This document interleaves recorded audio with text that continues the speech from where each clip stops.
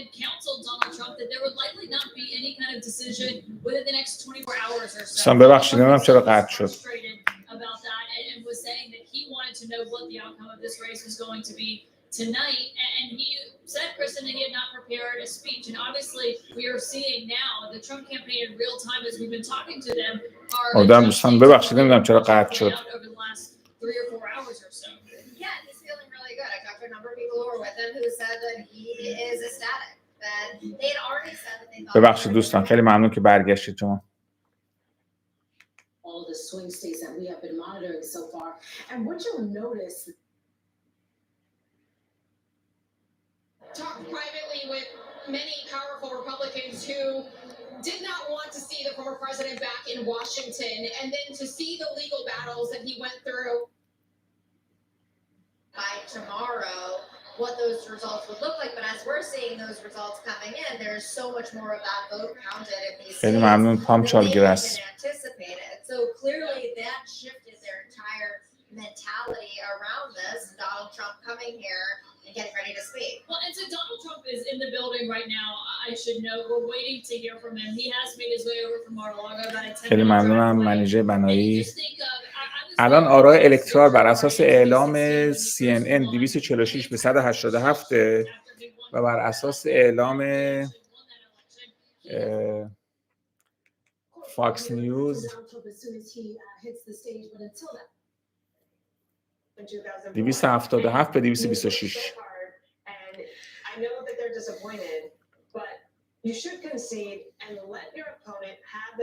ممنونم قاسم آقا از اتریش. and Mar-a-Lago, where are they? They're in Palm Beach. They're in Palm Beach.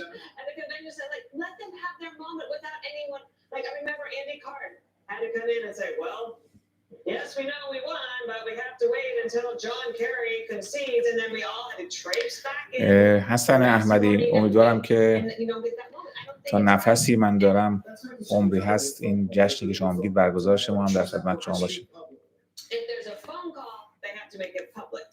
And then nobody needs to hear from her. You were even surprised by how generous. آره CNN الان حدود بیش از 1 ساعت آمار رو تغییر نداده. هریس 187 تا و ترامپ 246 تا. اما میگم رفتار کمپین هریس که به طرفدارانش گفتن برید خونه، اصلا همچین چیزی اگر حتی 1% احتمال پیروزی باشه حتما اون فرد برنده میاد و اعلام پیروزی میکنه و حالا یه جشن حداقل تشریفات اولیه میگیرن. این که اومد طرفداران گفت برید خونه هاتون و ما فردا امشب عرض کردم، حالا دوستان که قسمت اول بودن گفتم از اول شب چند بار اعلام کردن که یک جشنی قرار برگزار بشه و هریس سخنرانی میکنه. ولی 1 ساعت پیش سخنگوی کمپین انتخاباتش اومد گفتش که کاملا هریس امشب نمیاد صحبت کنه، فردا خطاب به همه مردم آمریکا، نه خطاب به طرفدارا صحبت کنه و به مردم برید خونه‌هاتون. ولی تقریبا از همون موقع CNN دیگه آرا رو بالا نمیبره. ولی میگم مجموع رفتار CNN که عملاً سخنگوی دموکرات هاست، صحبت‌های کاملاً همراه با اظهار نگرانی تحلیلگرانشون که دوباره شروع کردن اظهار نگرانی نسبت به دموکراسی آمریکا و رفتار کمپین هریس نشون میده که خودشون هم قبول کردن انتخابات رو باختن. و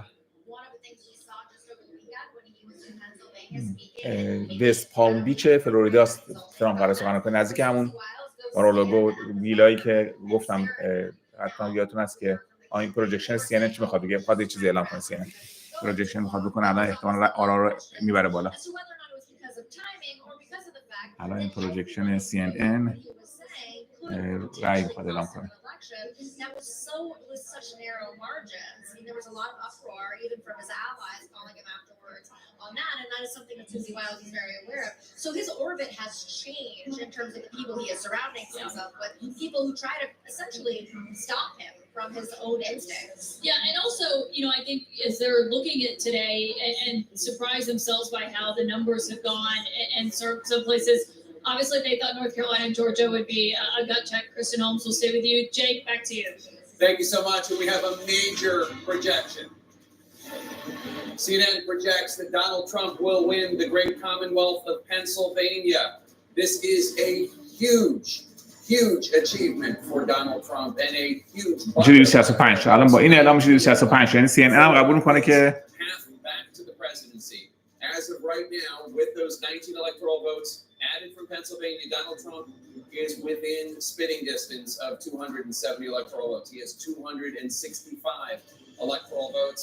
Vice President Kamala Harris has 187 electoral votes. 270 are needed to win.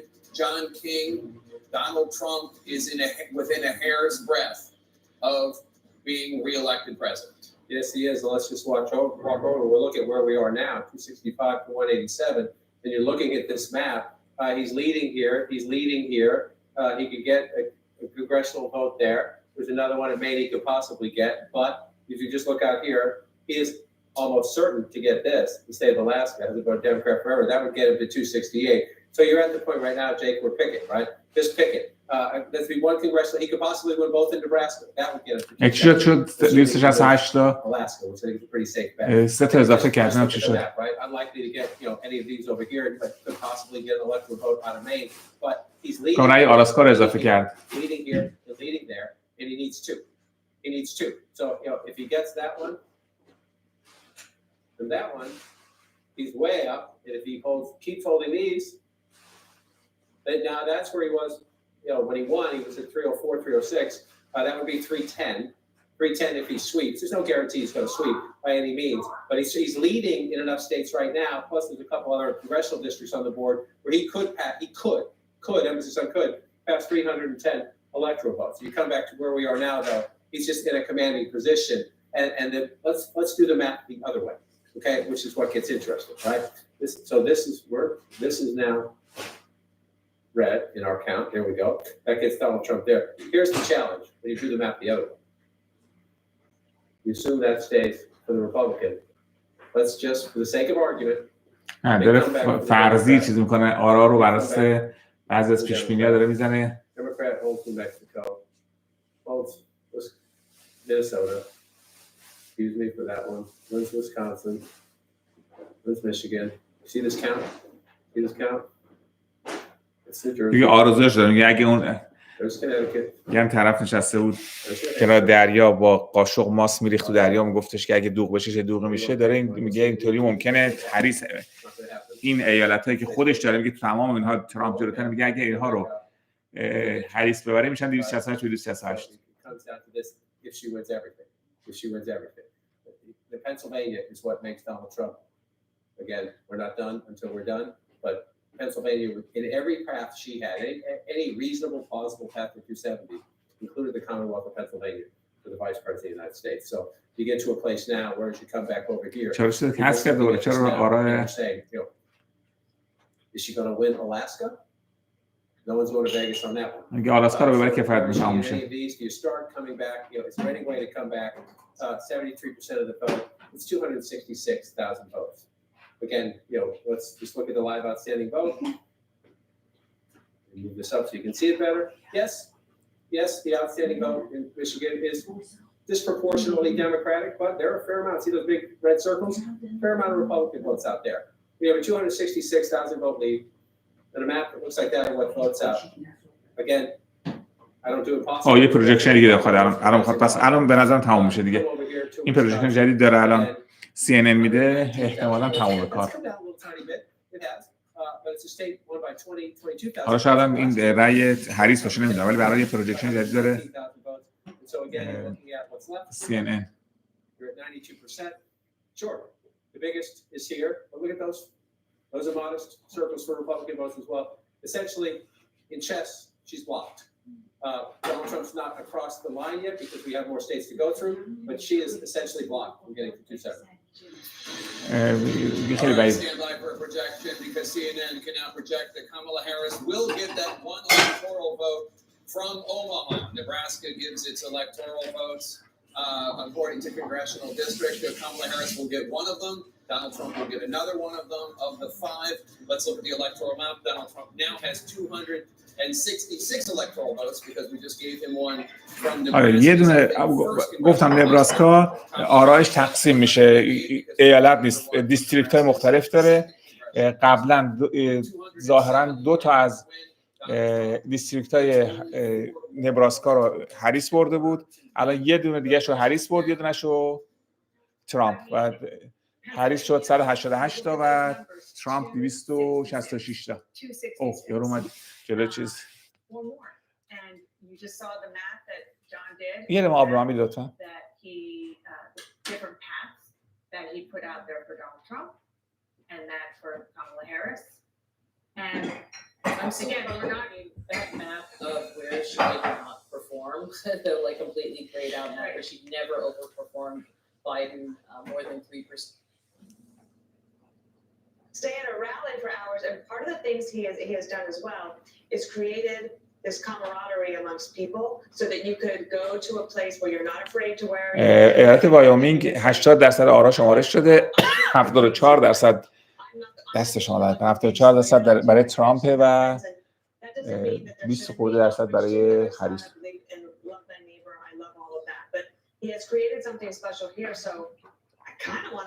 مینم که همون ام ای بود 63% آرا شمارش شده، هریس جلوتره. سنای مین هم رسید به دموکرات‌ها. And part of it is because he did run up the totals in places I was looking at, even the rural counties in Pennsylvania. He was going to win. It's an extraordinary comeback. He was a pariah when he left town on January 20th, refused to even go to the inauguration. There was the vast majority of members of his own party. واسه بریم خود بخندیم ببینیم چیز بزنم یه دقیقه ببینم شبکه خبر جمهوری اسلامی چی میگه. Win himself back into the party.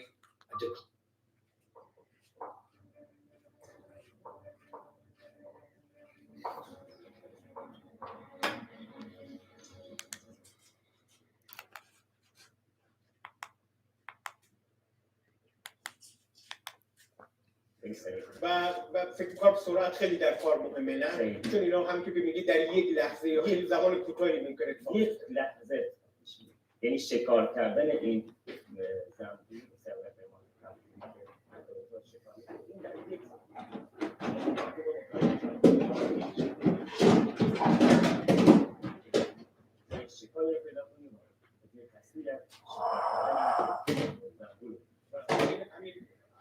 اهمیت و در واقع ویژگی خیلی خاص و ناب مستندهای حیات وحش همین شکار کردن لحظات ویژگی اصلی مستندهای حیات وحش.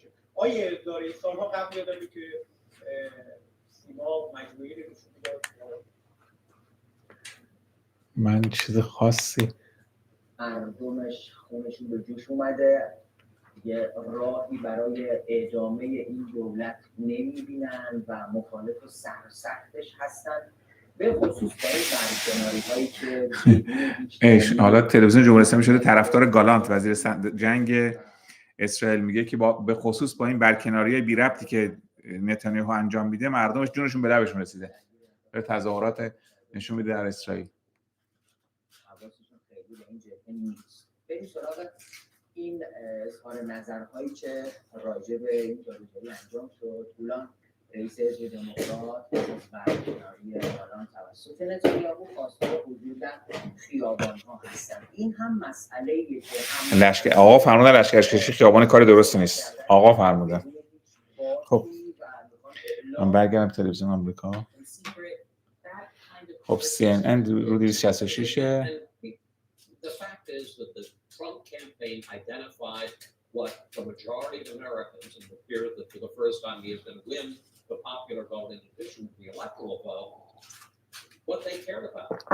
What they cared about is the fact that a box of cereal costs $9, that with Southern Republican governors shipping illegal immigrants north, that the whole migration issue has become a national issue. لیلی کجاست؟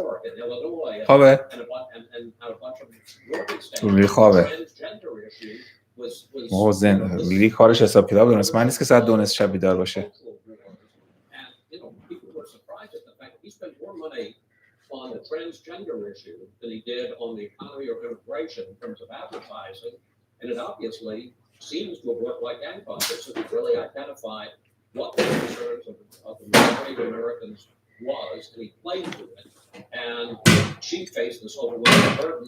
People just didn't like the direction of the country. خب مثل که داره اعلام میشه این چیز اومد، مجری برنامه ترامپ اومد. And you know, the big term of 2024, Anderson, is the manosphere, and we're all living in the manosphere now.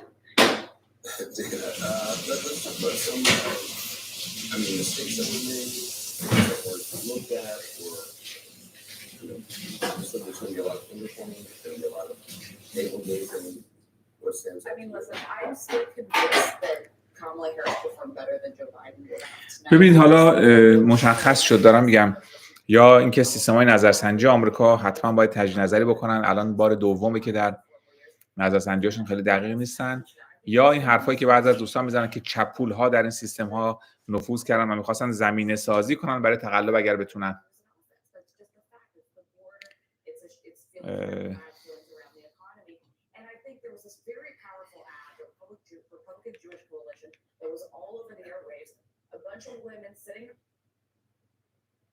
Then you leave a hole, and then you have to build up that bench back up. But the Republican bench is pretty strong right now. جالبه که فاکس نیوز تعداد آرایی که برای هریس اعلام میکنه 39 تا بیشتر از تعداد آرایی که CNN اعلام میکنه.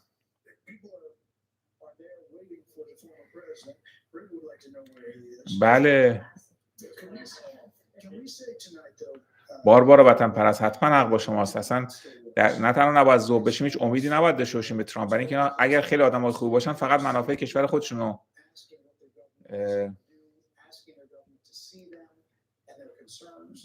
باید رعایت کنن و خیلی وقتا منافع اونها با منافع ما در تضاده. چشم، اگه دستم رسیدش میگم اچ با کاری نوشتن که به ترامپ بگید نره از اون چرتایی که عروبی بزنه.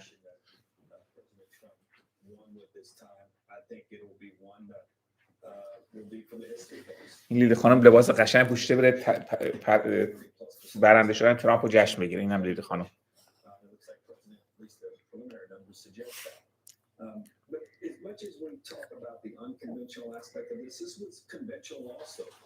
People believed him.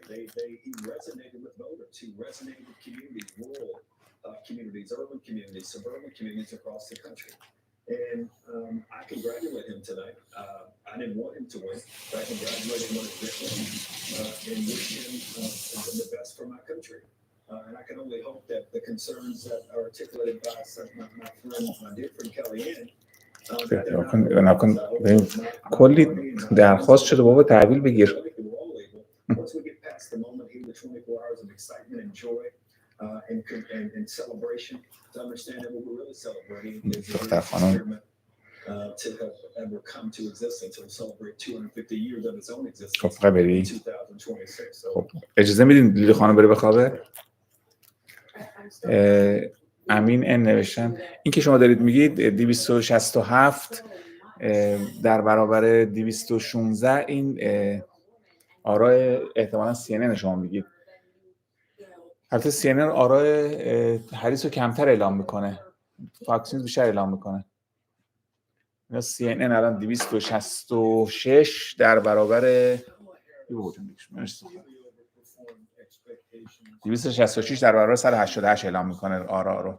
266 تا ترامپ، 188 تا هریس، اما CNN 277 در برابر فاکس نیوز، ببخشید فاکس نیوز 277.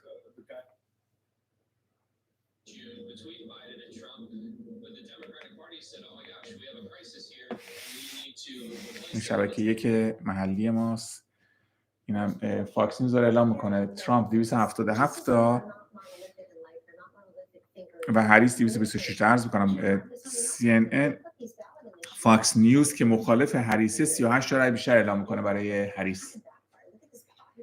به نظر میرسه CNN برای اینکه اعلام نکنه ترامپ 270 تا رای آورده، یه سری آرای هریس رو هم اعلام نمیکنه. یه سری از چند تا از ایالت‌ها رو نگه داشتن نمیگن، برای اینکه اگر اونو بگن مجبورن دو تا ایالت با هم دیگه بگن و حتی یک ایالت دیگه هم بگن ترامپ به لحاظ قانونی 270 تا رو رد میکنه. بگم اونم به همین دلیله که CNN آراء نهایی حتی هریس رو اعلام نمیکنه.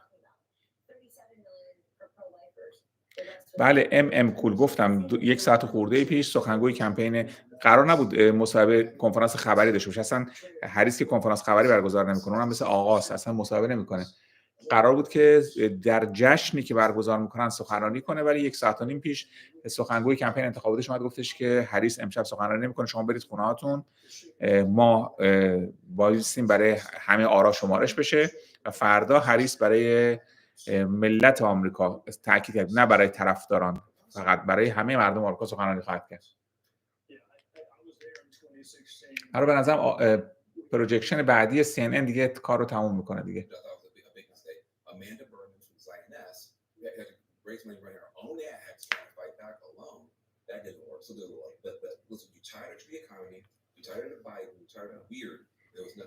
I agree with everything you're saying.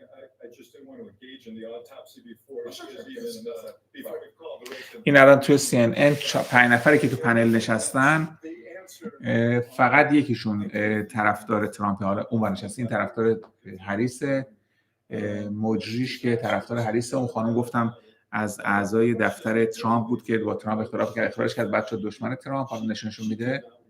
و فقط یه نفر که اون آخرین این آقا طرفدار ترامپه، نه بقیه‌شون طرفدارای هریس هستن. I'm talking about the future would have been a better answer, but you know, it's easy to be on the sidelines. I think when you critique whether she's the correct messenger or not, I think the message is sell a product that Americans don't want to buy. It doesn't matter who the messenger is. So I think the Democratic Party needs to sit back, talk about navel gazing, sit back and think, what were we selling? What are the American people looking to buy, right? You know, maybe it's not Green New Deal. Maybe people like driving. Listen, I'm still. You guys get 330,000 clean jobs that people are still thinking about. I get it, but it's saying pretty good. There's something afoot here. When you look at that map of the counties that she won by 3%, there's not one of them in America. There's not one that there's a blank map. Yeah. There's something the Republicans are selling that people want. And the Democrats don't. We're awaiting something. Donald Trump's remarks at any moment as he's on the cusp of reaching the 270 electoral votes he needs to return to the White House. We'll hear from him. سحر اون کسی که گفته من خوش تیپ شدم احتمال عینکشو نذاره، درست تیپ من ندیده.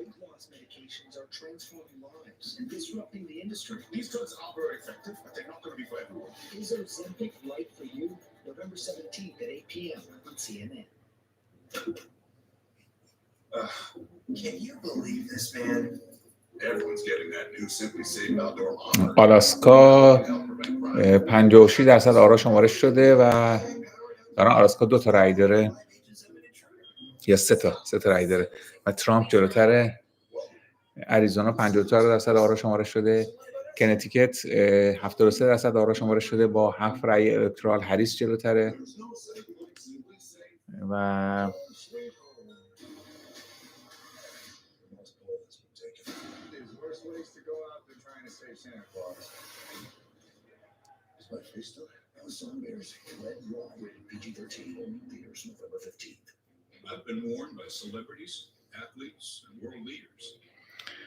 حالا دوست از بهی اکبری اینطوری هم نیست که شما فکر کنید مثلا ترامپ فردا صبح حالا فردا که 20 ژانویه که میاد همت اولش یا خواسته اولش برکناری خامنه‌ای هم چیزی نیست.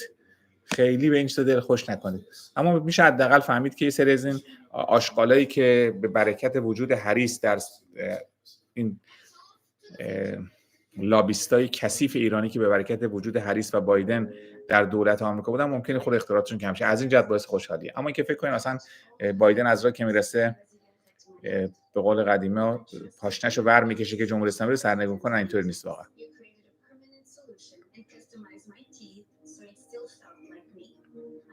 خیلی ممنون واهیک اسکندری، متشکرم. ممنون حسین آقای گل محمدی از میدان صد نارمک.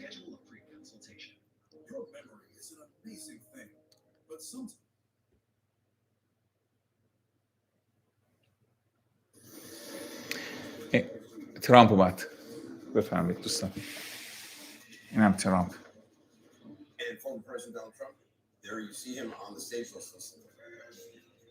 این ملانیاس همراهش یا ملانی؟ آره. پسرش چه قدی کشیده.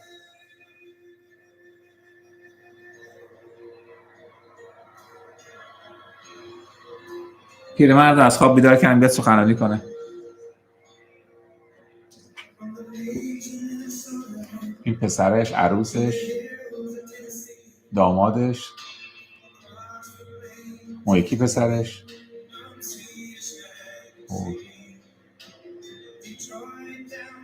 فکر کنم فامیله زن اول و دوم و سومش همه رو آورده. اینم جیدی ونس معاونش با خانمش.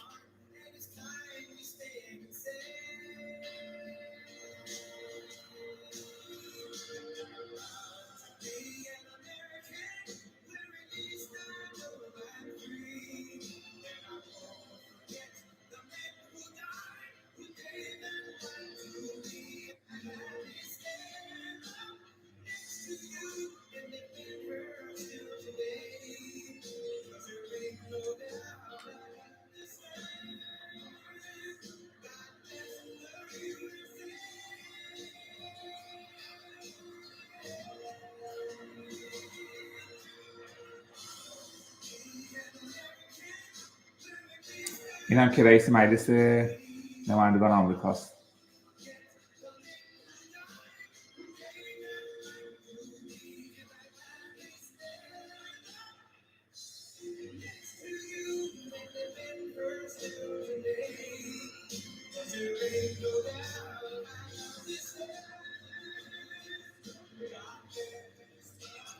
Former President Trump obviously waiting for the Greenwood song to end. You see Speaker Mike Johnson, Vice Presidential candidate J.D. Vance. Let's listen in.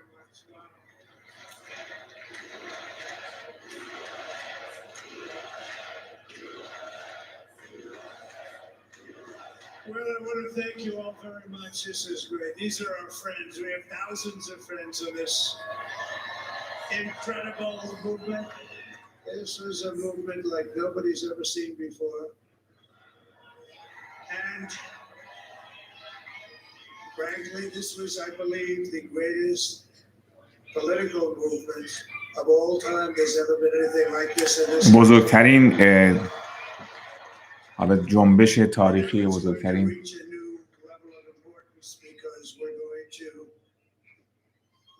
help our country heal.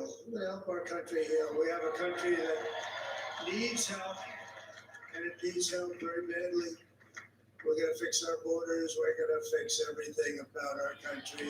ممکنه he will fix it. پس اینه همه مشکلات رو میخواد حل کنه ان شاء الله. We overcame obstacles that nobody thought possible, and it is now clear that we've achieved the most incredible political thing. Look what happened. Is this crazy?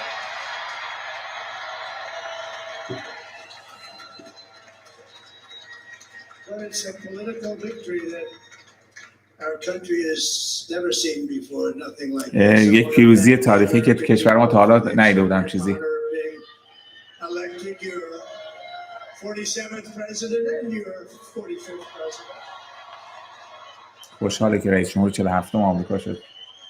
And every citizen, I will fight for you, for your family, and your future. Every single day, I will be fighting for you, and with every. تک تک روزها برای شما می‌جنگم من. I will not rest until we have delivered the strong, safe, and prosperous America that our children deserve and that you deserve. This will truly be the golden age of America. That's what we have to have. This is a magnificent victory for the American people that will allow us to. این پیروزی قابل توجه برای مردم آمریکاست. آمریکا رو دوباره به عظمتش میرسونیم. In addition to having won the battleground states of North Carolina, I love these places. Georgia, Pennsylvania, and Wisconsin. این ایالت‌های چرخش رو ویسکانسین، ویرجینیا، جورجیا، نورث کارولاینا، ویسکانسین.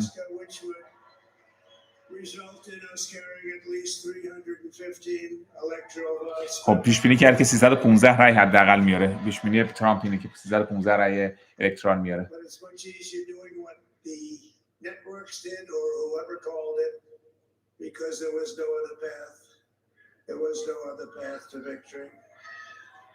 We also have won the popular vote. That was great. میگه آرای مردمی هم تعدادش خیلی زیاده. منم چرا اعلام نمی‌کنه تعداد آرای مردمی چقدره. ببین الان CNN رو حتی ترامپ اجازه متوقف کرده برای اینکه نمیخوان اعلام کنن 270 رای، چون اگه بخوان دو سه تا ایالت دیگر اعلام کنن آرای هریس میره بالا ولی به 270 نمیرسه، اما آرای ترامپ از 270 میگذره که رسما دیگه انتخابش تموم میشه، تایید میشه. ظاهرا CNN نمیخواد فعلا به این اعتراف کنه، اگرچه کمپین خود هریس به نظر من اعتراف کرده. Unbelievable people standing by my side. These people have been incredible. They've made the journey with me, and we're going to make you very happy. We're going to make you very proud of your vote. I hope that you're going to be looking back someday and say that was one of the truly important moments of my life when I voted for this group of people beyond the president, this group of great people. America has given us an unprecedented and powerful mandate. We have taken back control of the Senate. Wow, that's good. میگه کنترل سنا رو دوباره به دست آوردیم. And the Senate races in Montana, Nevada, Texas, Ohio, Michigan, Wisconsin, the great Commonwealth of Pennsylvania. We're all won by the MAGA movement. They helped so much. این مگا موومنت یعنی میک امریکا گریت اگین، آمریکا رو به عظمتش برمیگردونه.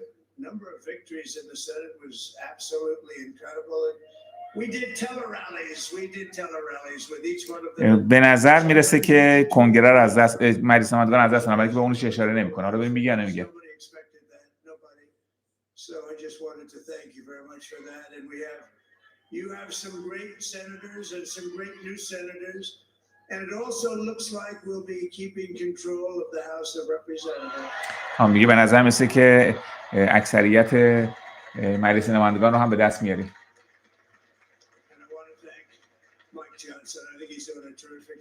از رئیس مجلس هم تشکر کرد مایک جانسون. I want to also thank my beautiful wife Melania and First Lady.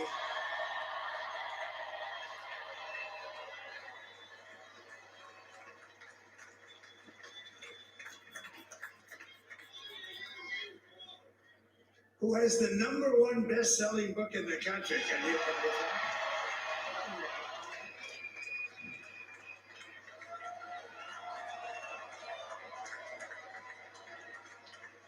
سوء استفاده کرد ترامپ وسط رفت خانم شوی ماچ کرد. Works very hard to help people. So I just want to thank her, but I want to thank my whole family, my amazing children, and they are amazing children. Now we all think our children are amazing. Everybody here thinks their children are amazing, but that's a good thing when you think they are. But Don, Eric, Ivanka, Tiffany, Barron, there's Laura, Jared, Kimberly, Michael, thank you all. اسم دامادش و عروسش و همه رو میگه. دخترش و My father-in-law Victor is tremendous. پدر خانمش هم گفت. Melania's mother, Amalia. مادر ملانی هم اینجاست. She would be very happy right now standing on this stage. She'd be so proud. She was a great woman, that one. Beautiful inside and out. She was a great woman. I want to be the first to congratulate our great, now I can say, Vice President-elect of the United States, J.D. Vance.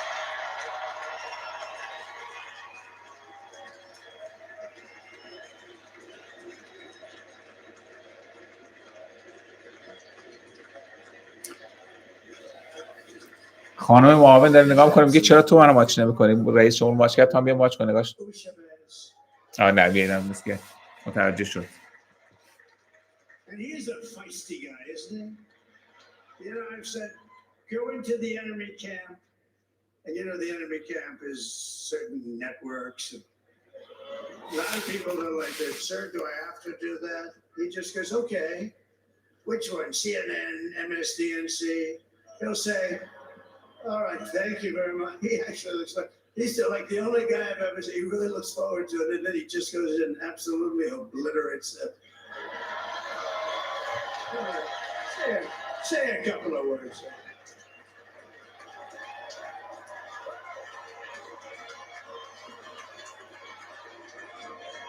Wow.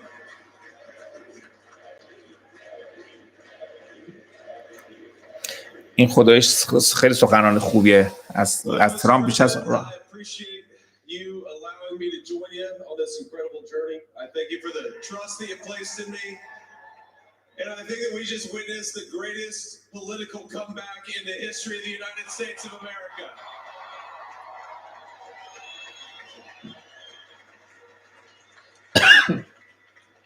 And under President Trump's leadership, we're never going to stop fighting for you, for your dreams. تحت رهبری ترامپ هیچگاه جنگیدن به خاطر شما رو متوقف نخواهیم کرد.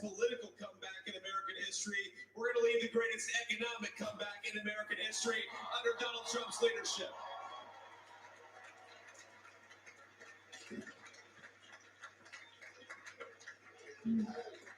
Thank you very much. He's turned out to be a good choice. I took a little heat at the beginning, but he was. I knew the brain was a good one, about as good as it gets. And we love the family, and we're going to have a great 4 years, and we're going to turn our country around, make it something very special. It lost that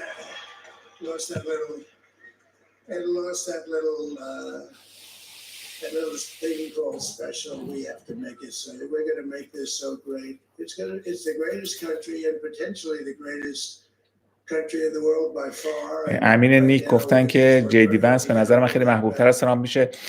خب ونس خیلی جوان، تازه 40 سالشه، آدم خیلی خوش صحبتیه و دور بعدم ترامپ نمیتونه کاندیدا بشه قاعدتاً. به نظرم زمینه رو فراهم میکنه برای جدی ونس.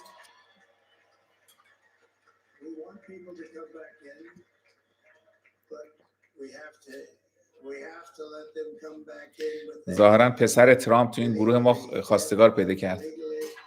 از خوشگلیش تعریف کردن دوستان. Susie and Chris, the job you did.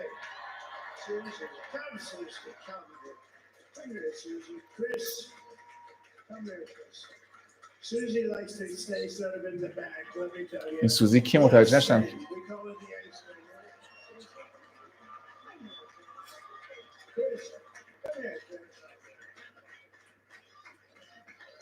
Susie likes to stay in the background. She's not in the background. This was unexpected, but I just want to thank, obviously, President Trump for this journey. It was a great one, and he's a hell of a candidate. He's going to be a hell of a great 47th president. And this team that we had, the best team, and of course, even my boss, Susie Wiles, the best. Thank you.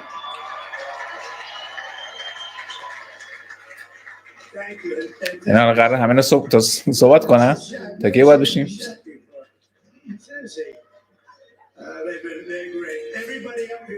یه لحظه من دوستان بزنم فاکس نیوز، چون فاکس هم اپلین پخش کنیم.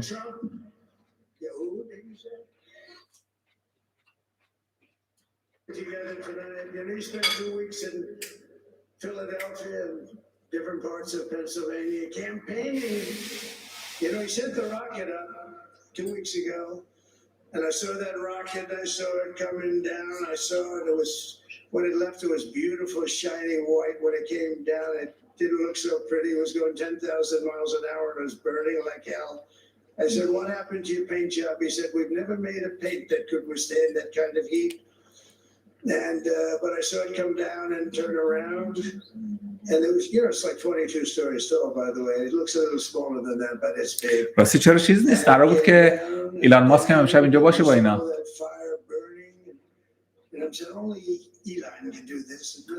در مورد ایلان صحبت می‌کنه ایلان ماسک. I had the screen muted, no sound. I was talking to a very important man, happens to be here. And a very important guy, one of the most important people in, I would say, the country, actually. But, you know, I was president, and now it looks like I was going to be maybe president again, so I figured I could ask him to hold So I asked him to hold, and especially because you're going to be president again, they hold.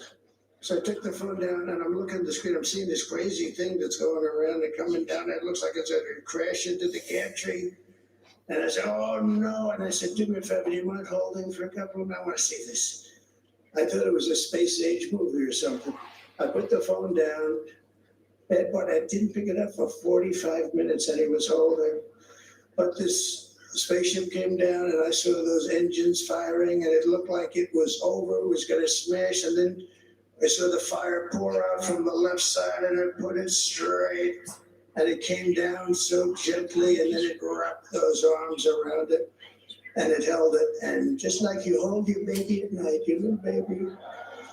And it was a beautiful thing to see. And I called Elon. I said, Elon, was that you? He said, yes, it was. I said, who else can do that? Can Russia do it? No. Can China do it? No. Can the United States? I said, that's why I love you, Elon. That's great. And you know, when we had the tragic hurricane Helene, and it hit North Carolina, they were really devastated. The water, this was a big water, as big as we've ever seen, water hurricane. It built lakes out of nothing. Fields became lakes, and the danger was unbelievable. And the people from North Carolina came to me and they said, would it be possible, at all possible, for you to speak to Elon Musk? We need Starlink. I said, what's Starlink? It's a form of communication. هنوز CNN حاضر نیست زیر بار 270 تا رأی ترامپ بره. ولی همینقدر که نمیگن. دفعه قبل وقتی ترامپ اعلام پیروزی کرد اینا گفتن نه، بی خود میگه هنوز پیروز نشده.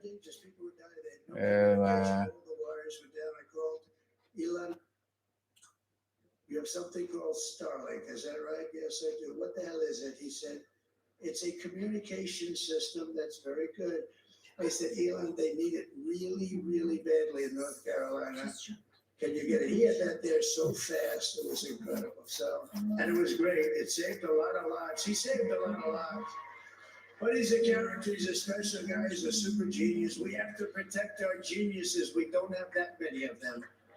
We have to protect our super geniuses. I want to thank. ببین حالا خلاصه حرفش تو جمله اسلامی میگن اینترنت برای فساد و نمیدونم این فضای مجازی و اینترنت برای فساد. این میگه حالا حتی داره در مورد ایلان ماسک و طرح‌هاش صحبت میکنه و همین استارلینک ربطش میده به این سیلابی که در نورث کارولاینا اومد و خیلی خسارت داشت. میگه از طریق این میتونیم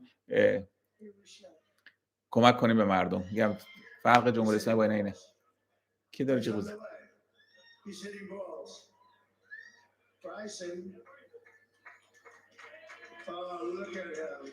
این کیه؟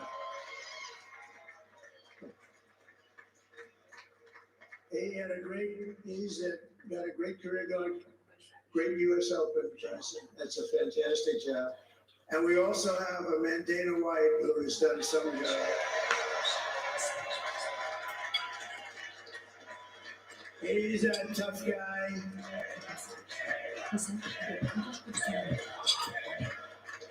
So Dana started UFC, and came to me, do you mind if I use your, nobody wanted to give him a rinse because they said it's a rough sport, a little rough. And I helped him out a little bit, and I went, and I said, this is the roughest sport I've ever seen, but I began to like it, and he loved it, and nobody's done a better job in sports. And you know, he's a very motivational kind of a guy, what he does. He gets these fighters, and they really go at it. And it's become one of the most successful sports enterprises anywhere at any time. It's doing so well. I'd like to ask Dana just to say a couple of words because people love to hear from him.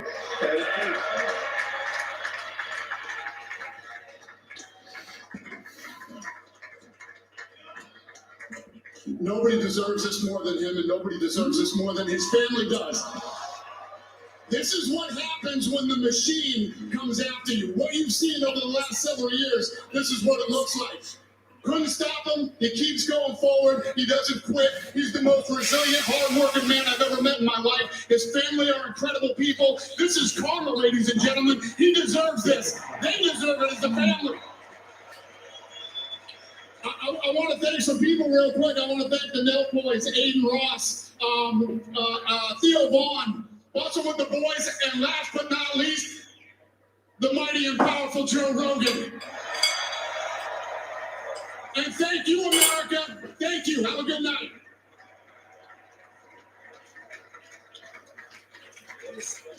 That is a piece of work.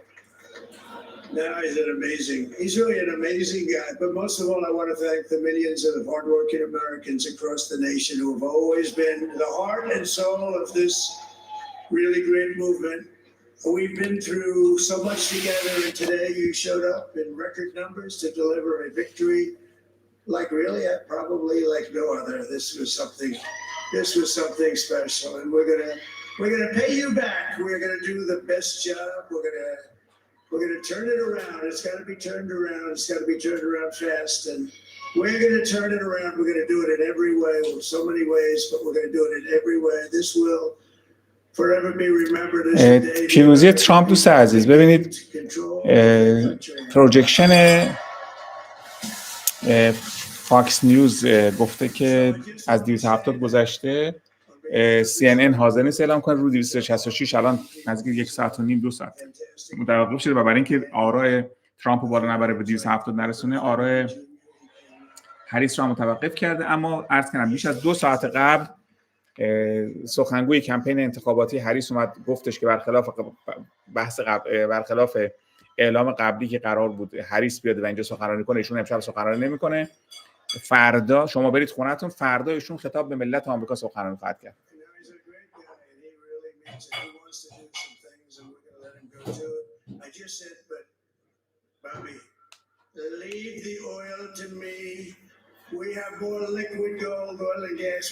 پرسیدید که چرا بعضی از افراد اینجا نیستن؟ به لحاظ امنیتی، خدا نکرده اگه ترامپ کشته شد اونها زنده باشن که آمریکا رو نجات بدن. برای همین اون فردی که شما سوال کردید نیست اینجا.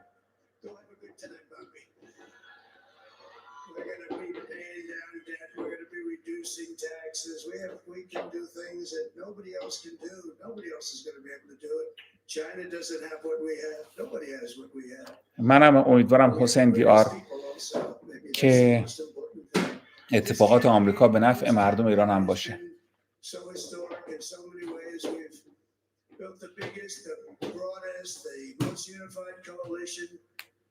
They've never seen anything like it in all of American history. They've never seen it. Young and old, men and women, rural and urban. And we had them all helping us tonight. When you think, I mean, I was looking at it, I was watching it. They had some great analysis of the people that voted for us. دوست نوشتن محمد رضا طاهری نوشتن $78,000 من که نمیدونم، ولی عادتا هم چیزا هست. حالا جای امام جمعه دسپول خالی که بگه آمریکا اگه خیلی عرضه داره بیاد قیمت دلارشو بیاره پایین که هر روز داره میره بالا. خیلی ممنونم رنز آزارو، خیلی متشکرم.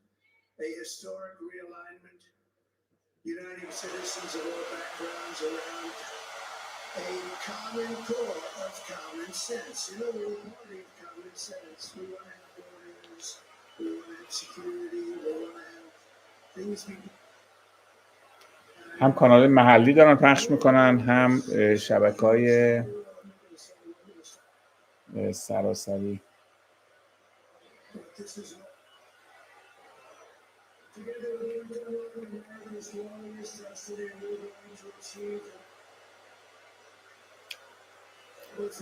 فاکس نیوز هم روی 277. ببینید فاکس نیوز داره اعلام میکنه که هریس 226 رأی آورده، ولی CNN که طرفدار هریس میگه 188 به خاطری که نمیخوان آرای ایالت‌های بعدی رو اعلام کنن. به نظر ملتش اینه آرای ایالت‌های بعدی رو اعلام کنن که طبیعتاً به طور قانونی و رسمی ترامپ از مرز 270 میگذره و پرزیدنت الکتد میشه.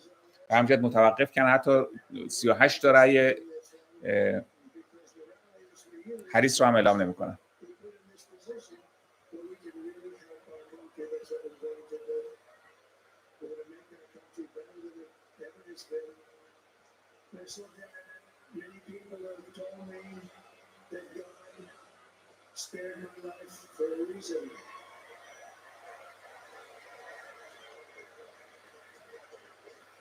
آمریکا $1 چنده؟ یه آقای بودن، آقای رجب علی طاهری، خدا رحمتشون رو، فوت کرد. تو سال 72 که میخواستن دو سه تا رقیب برای رفسنجانی بزنن که نگن انتخابات بدون رقیبه، این بابا هم آورده بودن. ایشون نماینده کازرون بودن، مجلس اول دوم.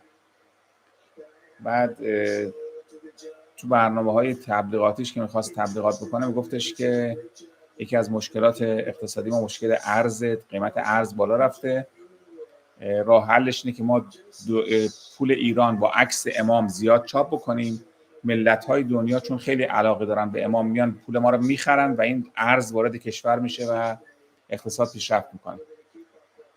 حالا من باید به اینا بگم اینا بیان تومن و ریال بخرن. چه کسی حکم ترامپ رو تنفیذ میکنه؟ منظورتون هر کس غیر از آقا تنفیذ کنه اصلا اعتبار نداره حکمش.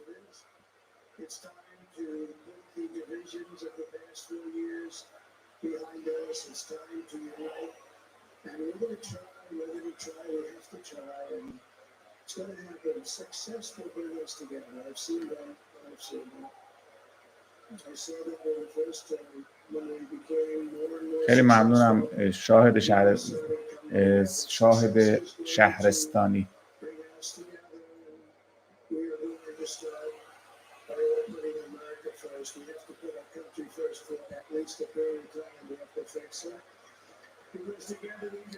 پرشنگل نوشتن که وومن لایف نوشتن آیا به اسرائیل حمله شده؟ نه، اگر جمهوری اسلامی حمله نکرده 100 خبر منتشر میکنه. مطمئن باشه اگر حمله میشد میگفتن. بله ام اس مهدوی، آقای رجب علی طاهری میومد، حالا برای اینکه خدا رحمتش کنه نمیخوام، فوت کرده، گفت چشاشو میبست، گفت بسم الله الرحمن الرحیم، برای شادی روح امام راحل صلوات ختم کنید. بعد خودش صلوات میفرستاد، بعد سخنرانیشو شروع میکرد.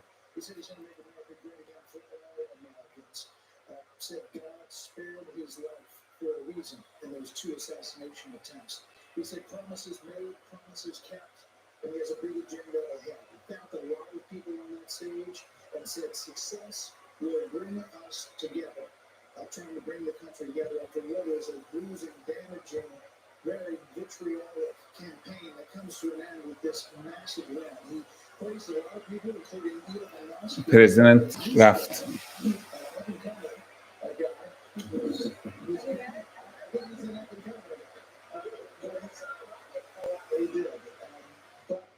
He did the dismount, and now he goes on to be president-elect of the United States.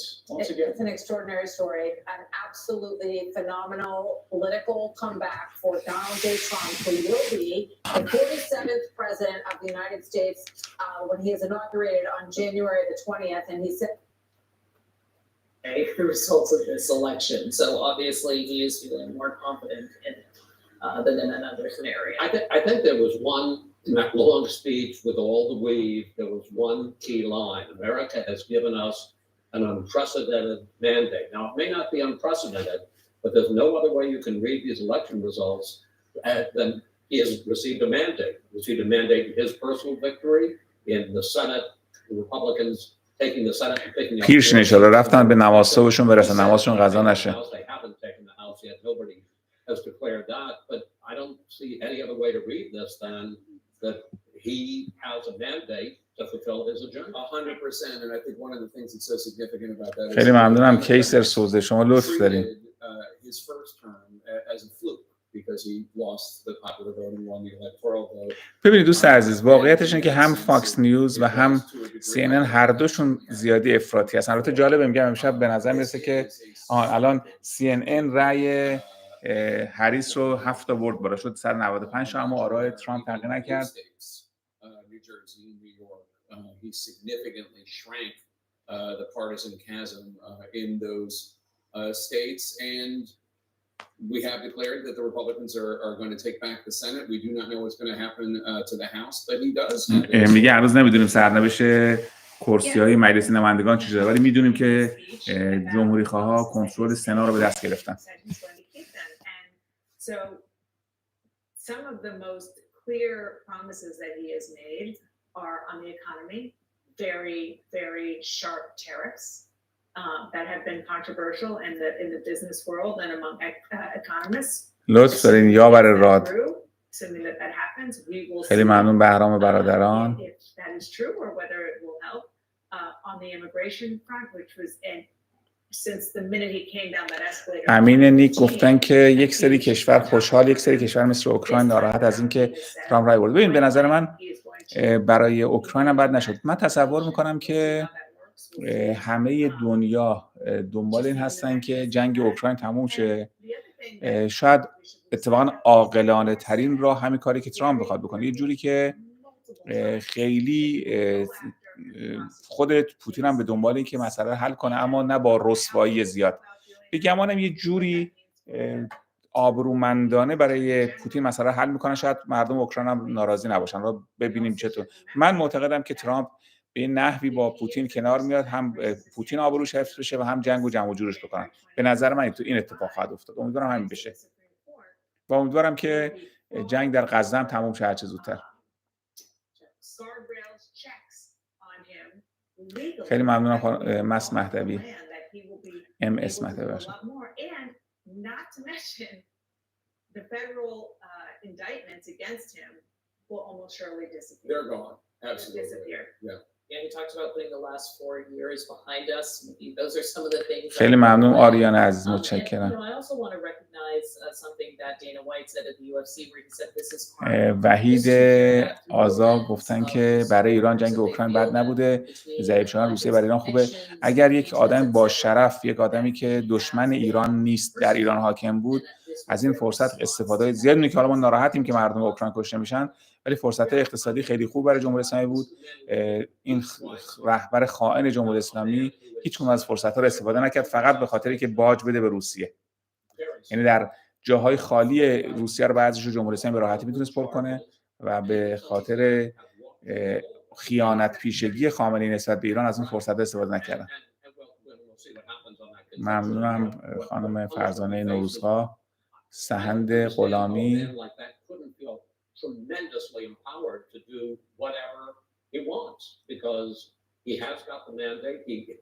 خیلی ممنونم از نظر شما. I don't believe it was a persecution by the system or weaponization or legal, but he certainly does. And it seems to me he's going to feel they did their worst to me and I survived. حسین ولی پور به سلامت، التماس دعا. I think probably there are a lot of Americans out there watching who are trying to make sense of. کمال 500 گفتن که مگه هر کسی رئیس جمهور میشه نباید اول صحبتش با از نهج البلاغه و آیه قرآن استفاده کنه. برای همینه ترامپ 4 سال بیشتر نمیمونه. عقلش نرسید این کارو بکنه. Among their fellow Americans, this is a vote for bigotry, and this is a vote for misogyny, or this is a vote for racism, etc. And I want to take a moment and just reflect on the fact that if you look at the reasons why the voters احسان بنیادی نه، به نظر من CNN عملا نوع برخورد کارشناساش بحثایی که دارن میکنن پذیرفتن، ولی حالا به دلیل فکر نمی‌کنم سیاست رسانه‌ای باشه، سیاست حزبیه، چون کاملا این تو چند ماه اخیر CNN به نظر من حتی اعتبار رسانه‌ای خودش رو، اعتبار حرفه‌ای خودش رو قربانی هریس کرد، بیش از حد نزدیک شد و نوع رفتارشون، برخوردهای هیستریکی که می‌کردن، تمسخرهایی که می‌کردن، اتهاماتی، حالا ترامپ بی ایراد نیست ولی به نظر من CNN از حالت رسانه خارج شده، تبدیل شده به یک تریبون حزب دموکرات. امیدوارم رو بعد از این جبران بکنه. ولی به هر حال این که شما میگید به خاطر استانداردهای متفاوت، نه، استاندارد خیلی متفاوت نیست. ببینید دور قبل ترامپ اومد اعلام پیروزی کرد، همین CNN، همین آقای جیک رسما همین نشست گفتش که حرفی که ترامپ میزنه دروغه، ترامپ پرنده نشده، ولی الان نمیگن این حرفو. یعنی اینکه خودشون هم قبول دارن ترامپ آرا رو به دست آورده، اما حالا به هر دلیلی نمیخوان رسما اعلام کنن حالا دلیلش چیه.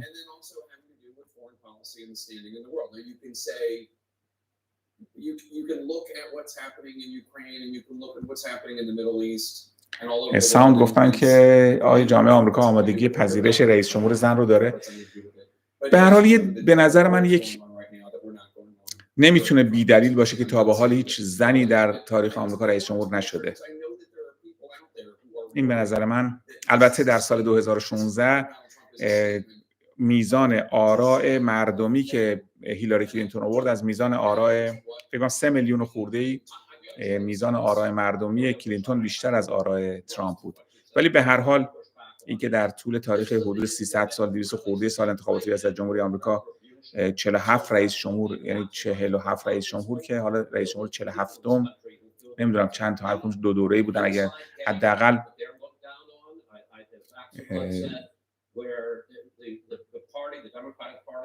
یه چیز در حدود 300 سال انتخابات ریاست جمهوری تا حال زن توش نبوده، 200 خورده سال. به نظرم یه خورده میتونه دلیل این باشه که شاید جامعه آمریکا هم حتی این کارو نکنه. ولی عرض می‌کنم در سال 2016 تعداد آمریکاییایی که به هیلاری کلینتون رای دادن، تعداد آمریکاییایی که به ترامپ رای دادن بیشتر بود، اما تعداد آرا الکترال ترامپ بیشتر بود.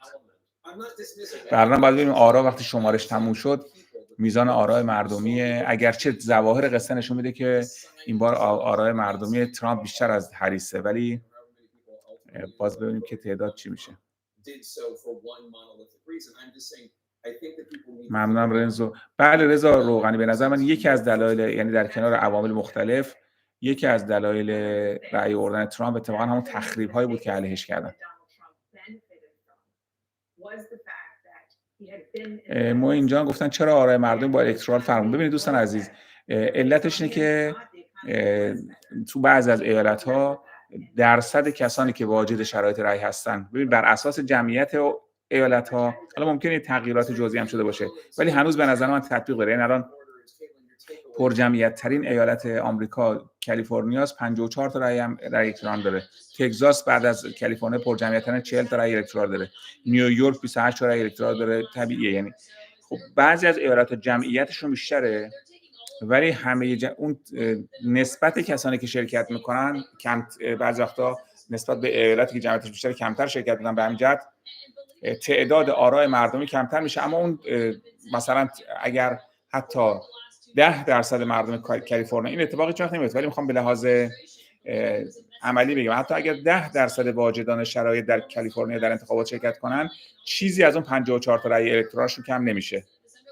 اینکه در بعضی از انتخابات‌ها میزان آراء مردمی یک کاندیدا بیشتره ولی کاندیدا دیگه انتخاب میشه، علتش اینه که در اون ایالت‌هایی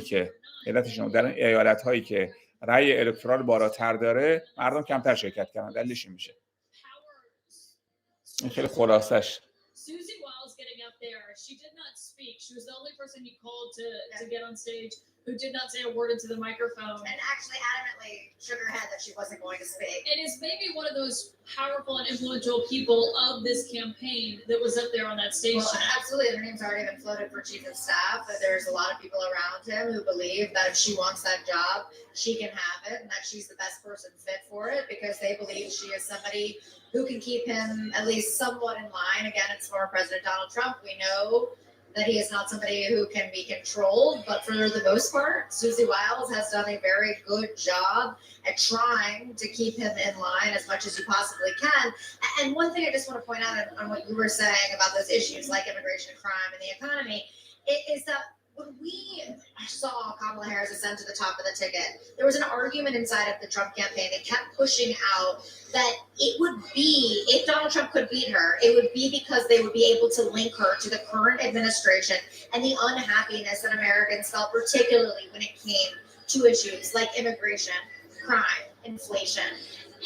And they believe they kept pushing that message, trying to drown out all the other noise, particularly the noise that comes with having Donald Trump as a candidate, somebody who is a loose cannon, somebody who says whatever. If they could drown him out with this constant messaging about the economy in particular, about crime, that they could win this election.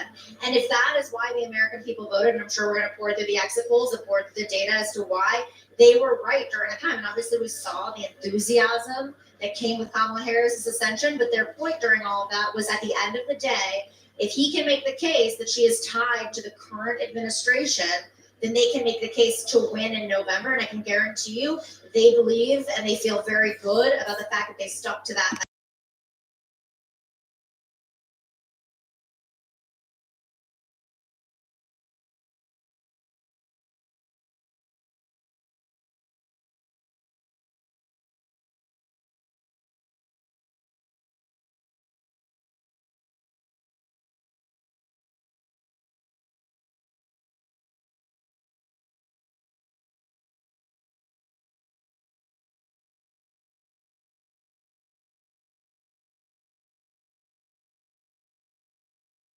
think also on that stage tonight, Ivanka Trump was there with Jared Kushner. They were standing to the far right, just off camera.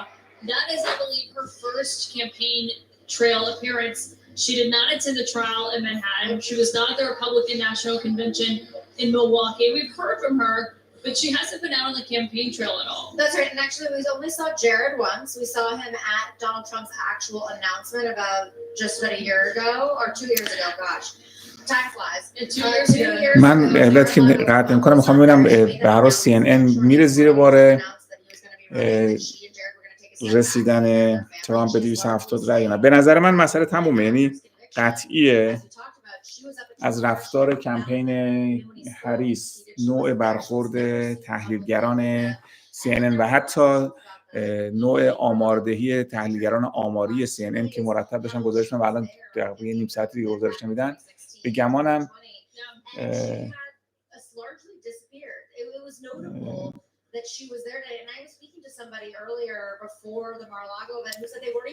به نظرم قطعی حالا چرا CNN اعلام نمیکنه نمیدونم.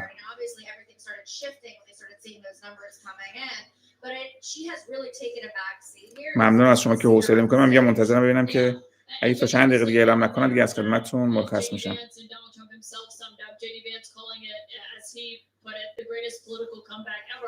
And Donald Trump saying that he believes that they are seeing the results that we're looking at now for a reason. Obviously, the question is what that means and what's to come.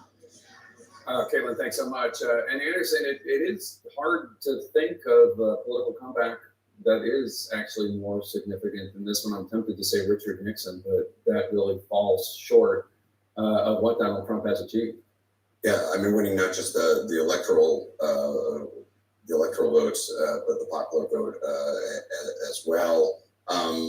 There's continued discussion about just what this means, and obviously Democrats are going to be looking at this very closely about what it was that, why they didn't deliver. Yeah, well, and we talked a bit about that. We should, we heard a discussion about what it was. We should talk about what it wasn't. It may have been a mandate for some of the policies around the economy and immigration. There'll be battles over some aspects of that and the wisdom of some of it. But certainly he should feel like he's been affirmed on that. It wasn't a mandate to wantonly use the power of the presidency to punish his political enemies. It wasn't a mandate to help enrich himself and his friends. It wasn't a mandate to single out groups in our society for scorn or worse. I'd love to hear from Van on this, but let's be honest about this, okay? Let's be absolutely blunt about it.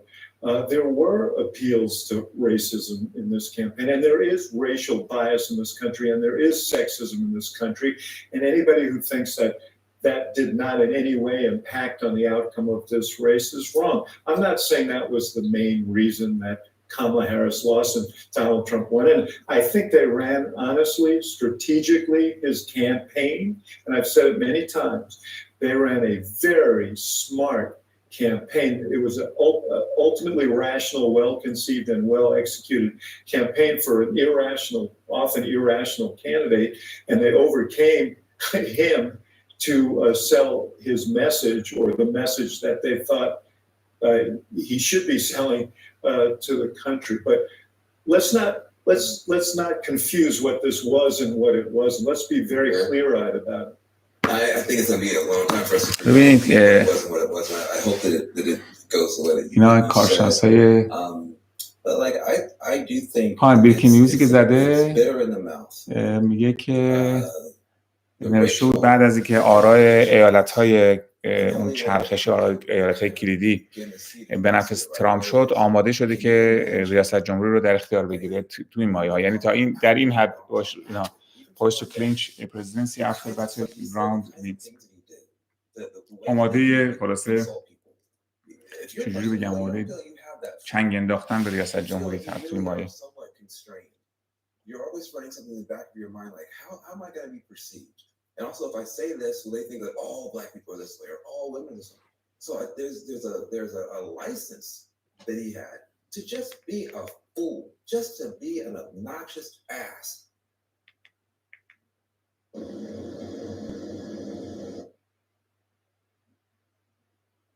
For the auto industry, and you go down the list on cultural issues, crime, immigration, you go on down the list. So I actually think this is the best thing that could happen for the Democratic Party because خب ببینم چیز اعلام نمیکنه. now say, look, you have the evidence that ببین اعلام کنه 277 تا ترامپ، 226 تا فاکس نیوز داره، 226 تا برای هریس. ببینم مریس نمایندگان اعلام میکنه یا نه. you name it on sort of, you know, coddling the anti-Israel community in an absurd way until the party can ببین 68 میلیون تو این تا 270. ببین هنوز چند تا مونده؟ 226 277 میشه 400 و 503. هنوز 35 تا رای مونده و میزان آرا ترامپ 68 میلیون رای برده، یعنی به نظرم بالای 70 میلیون خواهد شد، شاید بیشتر حتی. Some of the really offensive excuses being wheeled out. Racism, sexism. Oh, America won't vote for women. If I could just offer a perspective on that as a new American from the UK, right? The British Conservative Party has produced 3 women prime ministers. تا اینجا ریپابلیکن 191 رای آوردن در مجلس نمایندگان و دموکرات ها 169 تا. یه چیز در حدود It's so offensive and ridiculous. The reason that America didn't vote for Kamala Harris is because she's a terrible candidate, because she didn't make clear where she stood, because she was all over the place on policies and she was not credible, she was not. فکر کنم 438 تا نمایندگان کنگره هستن و الان 190 خورده. در مجلس فعلی جمهوری‌خواها 218 تا سیت دارن. بعد ببینیم که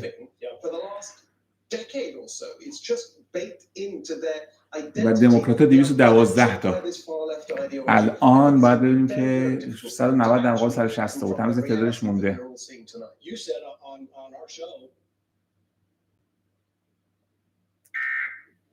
This concludes this test of the emergency alert system. باش. خب 40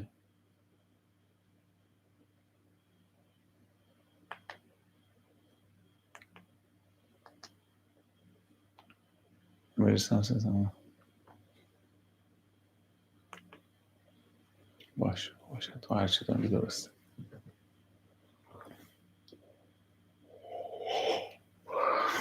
ببخشید دیگه. Issue at all. Meanwhile, other issues that Democrats thought that they could force onto the public ended up being very persuasive to independents, such as men playing in women's sports. That was a huge issue in congressional races. خب حالا دموکرات‌ها 3 تا از کرسی‌های جمهوری‌خواه رو به دست آوردن و جمهوری‌خواه دموکرات‌ها یعنی 191 در برابر 170.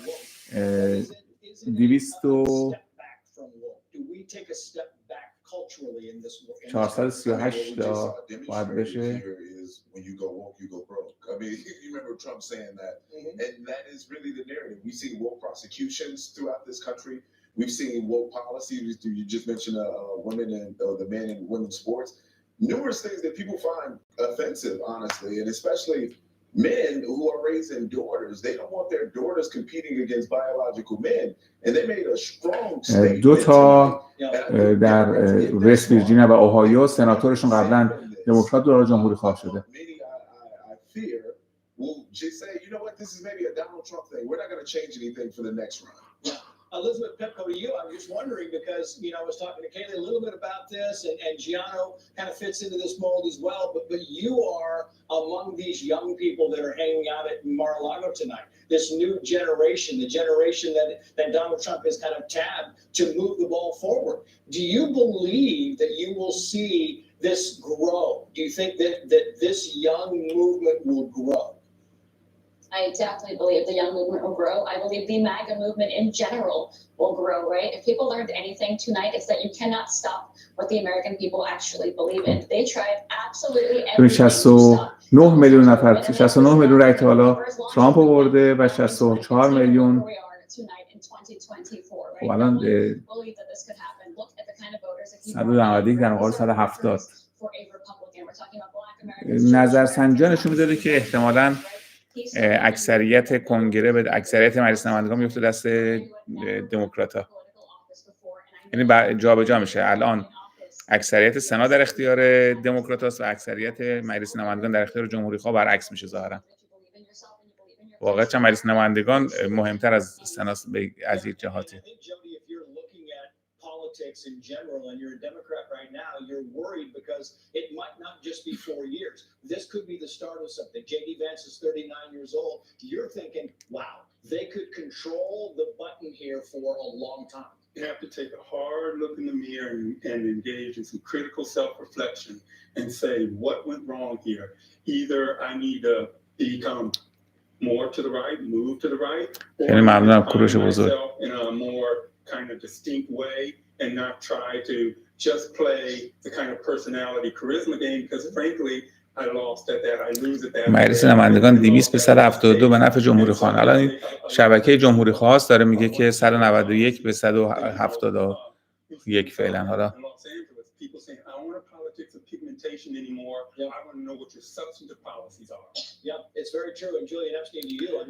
سناتور گفتن عجیب ترین چیزی که در زندگی دیدید چی بوده؟ بگم راحت یا نگم؟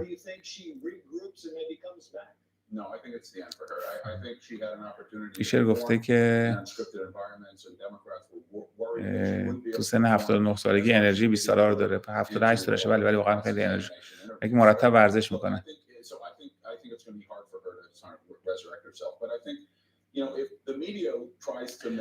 عجیب ترین چیزی که در زندگی میدونم بعضی از دوستانی که اینجا هستن که اصلا حرفو گوش نمیکنن بدون که گوش کنن نظر میدن.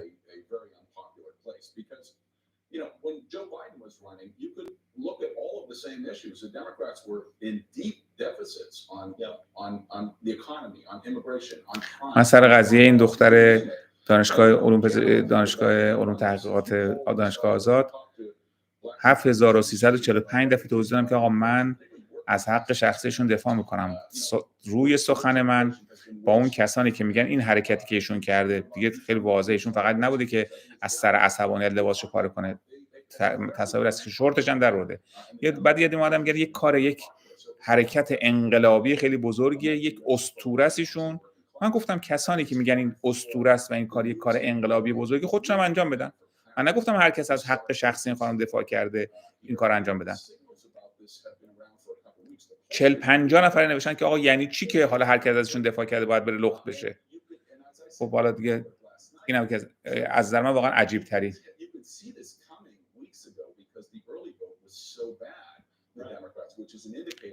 آیا به نظر شما با حضور ترامپ جنگ‌های منطقه کمتر خواهد شد؟ قطعاً کمتر خواهد شد. فراموش گفتن که هر چیز که ارزش‌ها رو ناراحت کند مردم ایران رو خوشحال می‌کند. عرض می‌کنم جمهوری اسلامی و مردم ایران نقطه مقابل هم هستن. هر چیزی که مردم ایران رو شاد کنه باعث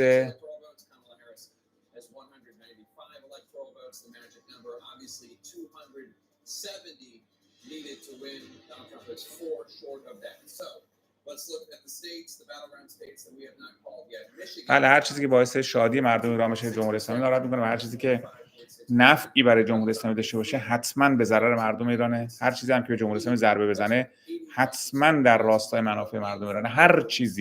هر چیزی که به جمهوری اسلامی ضربه بزنه حتما به نفع مردم ایرانه. خب ببین الان این همین چیزو نگاه کنید. ویسکانسین اگر اعلام بشه دیگه تمام 94% اعلام شده. حالا این شاید اعلام نشه ولی اون همون ویسکانسین اگر که 94% آرا شمارش شده همون رو قبول کنن 10 تا رو اعلام بکنن ترامپ از مرز 270 میگذره دیگه.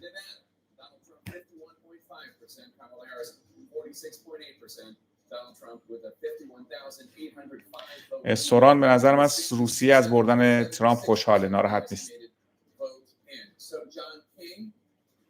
رنزو آزارو گفتن همه انرژی از کجا میگیرید؟ از شما دوستان.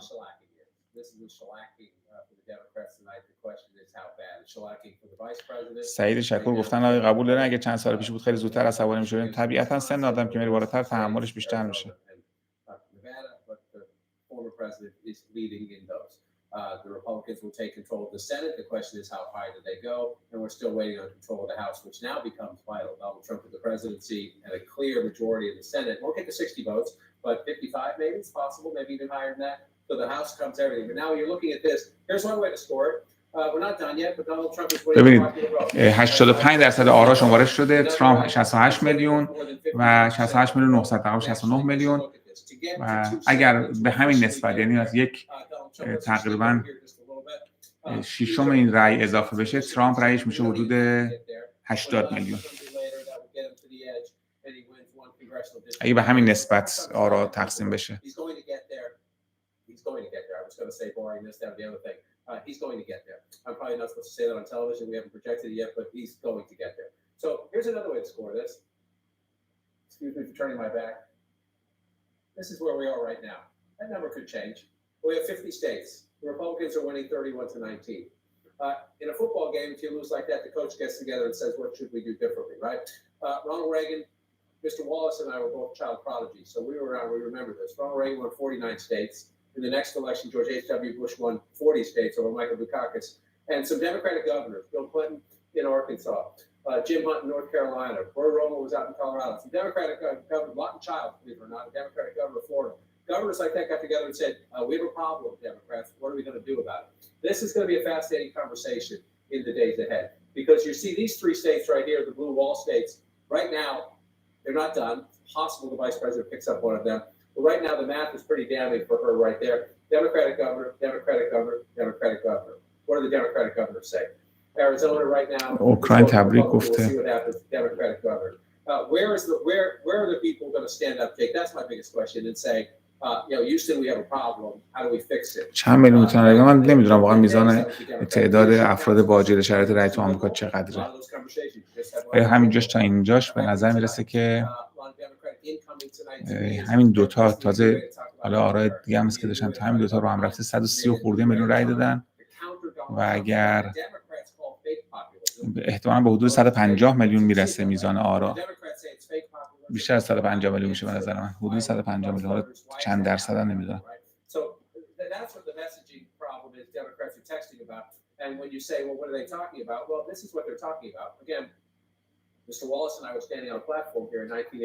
خدا دیگه حال توضیح در مورد انتخابات اینجا رو ندارم، ببخشید مجیدی از انشالله یه فرصت دیگه. من دستم خیلی ورزش میکنه چون چیز می‌نویسم، به جای وزنم خودکار و خودنویس و مداد بلند میکنم، ولی خود پیاده روی هم میکنم.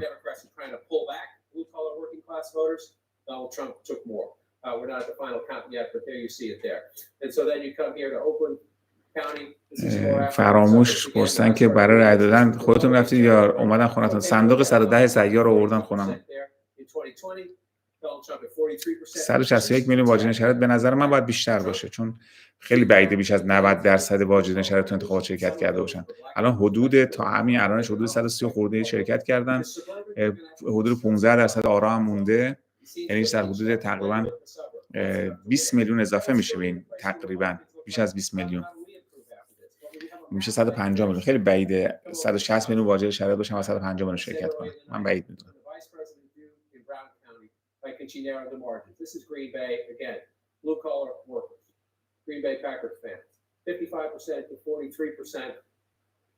Joe Biden had 45%, a little more. Again, it's a point or two, but the Democrats are heading in the wrong direction with the voters they need. Now, a lot of Democrats scoff when we come out to the national map. ظاهراً در مهمترین اختلاف گالانت با نتانیاهو سر 3 تا موضوع بود، 2 تاش معنی داره. یکی این که ظاهراً در مورد هیئت تحقیق در مورد حادثه 7 اکتبر اختلاف داشتن و یکی هم در مورد سربازگیری از این گروه مذهبی حریدی‌های همچین اسمیه. ظاهراً اون معتقد بوده که از اونها هم باید سربازی برن و حالا نتانیاهو به دلیل حال مسائل سیاسی نمیخواسته خیلی پر پا اونا بپیچه. یه دلیل دیگه هم داشت، من 3 تا دلیل خود گالانت اعلام کرده بود، ولی 2 تا اصلیش این بود.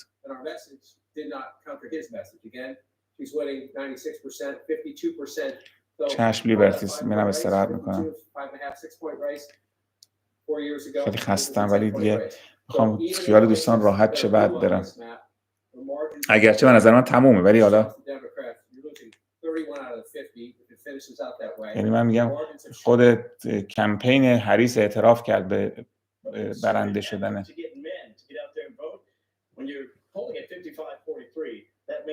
May have made a huge difference. Lastly, I want to say this, Trace. Whatever you think about the former president and his strategy coming into this particular race, you have to acknowledge it was pretty impressive when you consider all the things and all the hurdles he had to clear just to get to this night.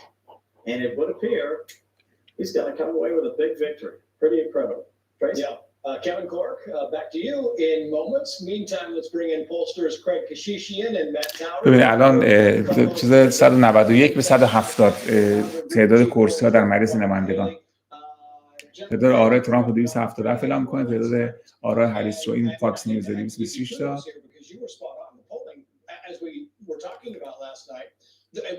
بعد آرای جابجا شده به نفع دموکرات‌ها در سنا هیچه، ولی به نفع جمهوری‌خواها 2 تا، یعنی تعداد آرای از آرای دموکرات‌ها رفته برای جمهوری‌خواه فلیپ شده، رأی رفته اونجا. 51-43 هنوز ظاهراً تکلیف 6 تا کرسی سنا مشخص نشده. Trump had inverted the Republican Party into a broader spectrum, middle class, working class party that attracted minorities, African Americans, Latinos. اگه به 270 نرسه چی میشه؟ خب شرطش اینه که باید 270